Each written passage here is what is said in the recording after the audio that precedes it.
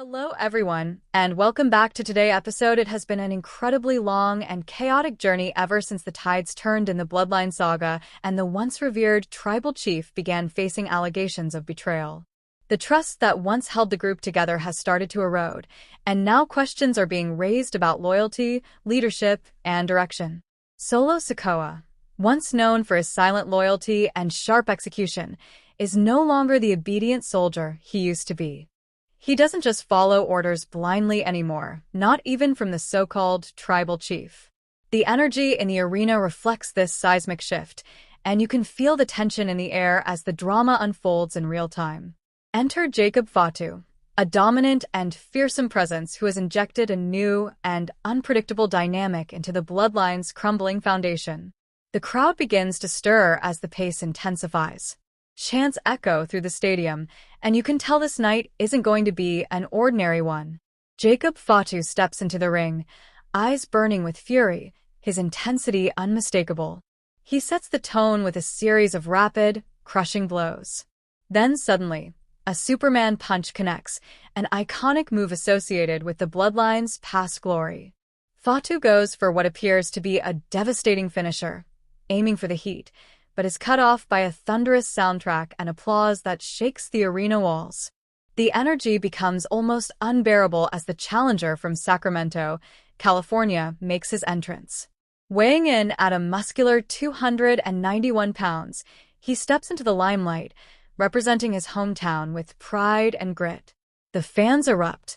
There's noise, chaos, and excitement as we relive what happened just a week ago. Carmelo Hayes had to endure a humiliating disqualification loss, a bitter pill to swallow.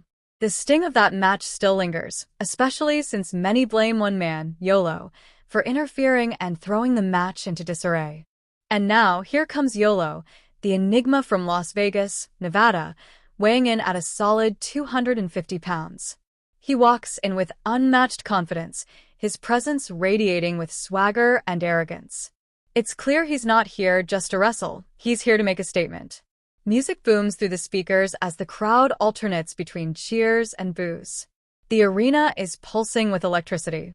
The intensity ramps up to a fever pitch as the opening bell rings. The combatants lock eyes, each one attempting to psych the other out. Yolo makes the first move, quick, agile, almost impossible to predict. The audience is on their feet. Applause rains down as the action surges in all directions. The camera pans to the outside of the ring, where weapons start to become a factor. A candlestick, yes, a candlestick, is pulled out, drawing gasps from the fans. A brawl breaks out near the barricades, and security is barely keeping control. It's becoming more than just a match. It's starting to feel like a war. Back in the ring, Jacob Fatu mounts a strong offense, pushing Yolo into a corner and delivering a devastating shoulder strike. The referee struggles to keep up with the chaos, and the crowd explodes in response to every move. Heat, they chant, again and again, building like a war cry. The sound echoes throughout the arena like thunder. And just when it seems the match might settle into a rhythm, it erupts again. More applause. More music. More chaos. Yolo gets back on his feet, and with a burst of momentum, he launches into a counterattack. It's clear these two are not holding anything back. Then out of nowhere, we hear a familiar voice yell, "Look out!" The crowd responds instinctively. Someone's about to go flying. There's confusion, movement everywhere, fists flying, weapons clashing.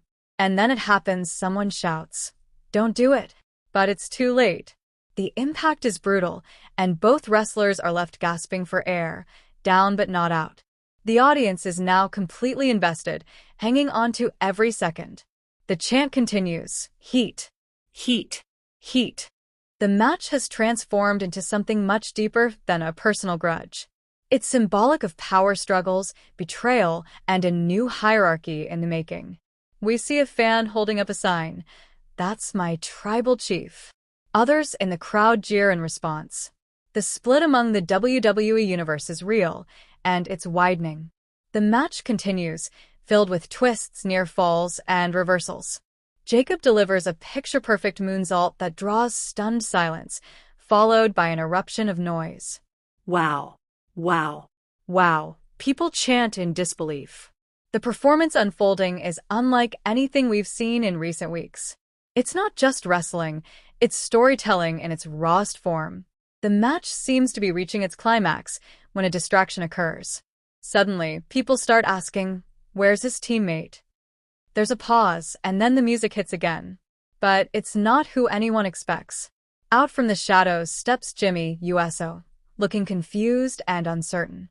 He seems caught between loyalty and betrayal. Does he support Jacob Fatu, or will he back solo Sikoa, who's been trying to prove himself as the new head of the table? Before Jimmy can make a move, chaos erupts again. A table breaks at ringside. People are screaming. The referees are calling for backup. Chants begin to shift from excitement to panic. "No way. No. That's not. What is that?" a fan yells. Smoke fills the entrance ramp. And then, just like that, someone sneaks into the ring with a steel chair.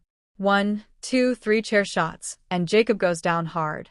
Yolo capitalizes and covers for the pin. 1, 2, and kick out.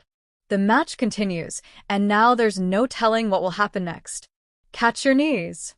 Get up," yells a trainer at ringside. Another wrestler from backstage tries to interfere, but is held back. Jimmy Uso is still there, still deciding, frozen in time. And then, without warning, Jacob Fatu gets to his feet like a beast awakened. The crowd roars. Yolo looks stunned. Jacob charges, spear. The impact is so brutal that it echoes like a car crash. The referee dives to the ground and starts the count. 1, 2, 3. Jacob wins. The crowd erupts. But the chaos doesn't stop. Suddenly, figures start storming the ring. It's a full-on brawl. Chairs fly, fists are thrown, and bodies collide. Security tries to break it up but fails. It's utter mayhem. Fans begin to chant "Holy __" again and again. The camera zooms in on Jacob Fatu's face. Blood, sweat, but no fear. He's proven he's a warrior. Then, someone from the production team runs over, and in the confusion, you hear something you weren't expecting. "We got to go. We got to go." The camera feed cuts, but the drama continues off-air. Breaking news then surfaces from the wrestling world that's even more shocking than what just happened in the ring. EW and top wrestler Jon Moxley are now facing a serious lawsuit. According to legal filings, a longtime production crew member has filed a civil case against Moxley for assault and battery. The claim? Moxley allegedly went off-script during a recent match and physically struck the crew member, leading to serious and possibly permanent injuries. The news has rocked the industry. Multiple insiders confirm that the incident happened live during one of AEW's major tapings. The production crew member says Moxley was supposed to execute a spot safely, but instead chose to ignore the script. He allegedly pushed and shoved the individual, causing him to fall and suffer injuries that required immediate medical attention. The lawsuit claims recklessness, negligence, and a lack of professional conduct. Legal experts are already speculating this could go beyond a civil case and possibly